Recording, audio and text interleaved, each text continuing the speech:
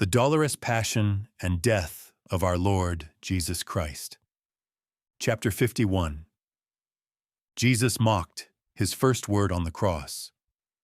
After the crucifixion of the thieves and the distribution of the Lord's garments, the executioners gathered up their tools, addressed some mocking and insulting words to Jesus, and went their way.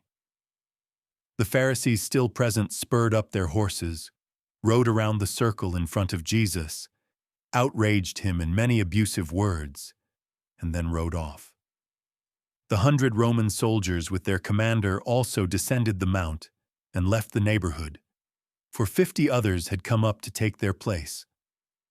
The captain of this new detachment was Abinadar, an Arab by birth, who was later on baptized at Ctesiphon. The subaltern officer was Cassius. He was a kind of petty agent of Pilate, and at a subsequent period he received the name of Longinus. 12 Pharisees, 12 Sadducees, 12 scribes, and some of the ancients likewise rode up the mount. Among the last named were those Jews that had in vain requested of Pilate another inscription for the title of the cross. They were furious, for Pilate would not allow them even to appear in his presence. They rode around the circle and drove away the Blessed Virgin, calling her a dissolute woman. John took her to the women who were standing back. Magdalene and Martha supported her in their arms. When the Pharisees and their companions, in making the rounds of the circle, came before Jesus, they wagged their heads contemptuously, saying, "Fie upon thee, liar! How dost thou destroy the temple and buildest it again in 3 days?" He always wanted to help others, and he cannot help himself. Art thou the Son of God? Then come down from the cross. Is he the King of Israel? Then let him come down from the cross, and we will believe in him. He trusted in God. Let him help him now. The soldiers, in like manner, mocked and said, "If thou art the King of the Jews, help thyself now." At the sight of the Redeemer's silently abandoning himself to the full of his immeasurable sufferings, the thief on the left exclaimed, "His demon has now deserted him." And a soldier stuck a sponge filled with vinegar on a stick and held it before Jesus' face. He appeared to suck a little of it. The mocking went on, and the soldier said, "If thou art the King of the Jews, help thyself." All this took place while the first detachment of soldiers was being relieved by that under Abinadar. And now Jesus, raising his head a little, exclaimed, "Father, forgive them, for they know not what they do." And then he prayed in a low tone. Gesmus cried out, "If thou art the Christ, help thyself and us." The mocking continued. Dismas, the thief on the right, was deeply touched at hearing Jesus pray for his enemies. When Mary heard the voice of her child, she could no longer be restrained, but pressed forward into the circle, followed by John, Salome, and Mary Cleophas.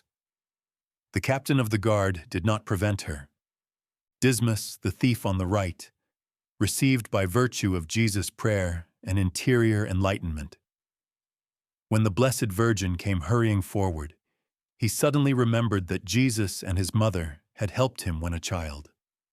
He raised his voice and cried in a clear and commanding tone, "How is it possible that ye can revile him when he is praying for you? He has kept silence and patience. He prays for you, and you outrage him. He is a prophet. He is our King. He is the Son of God." At this unexpected reproof out of the mouth of the murderer hanging there in misery, a tumult arose among the scoffers. They picked up stones to stone him on the cross. The centurion Abinadar, however, repulsed their attack, caused them to be dispersed, and restored order and quiet. The Blessed Virgin felt herself strengthened by that prayer of Jesus. Gesmus was again crying to Jesus, "If thou be the Christ, help thyself and us." When Dismas thus addressed him, "Neither dost thou fear God, seeing thou art under the same condemnation. And we indeed justly, for we receive the due reward of our deeds, but this man had done no evil. O bethink thee of thy sins, and change thy sentiments. Thoroughly enlightened and touched, he then confessed his crime to Jesus, saying, Lord, if thou dost condemn me, it will be just. But have mercy on me.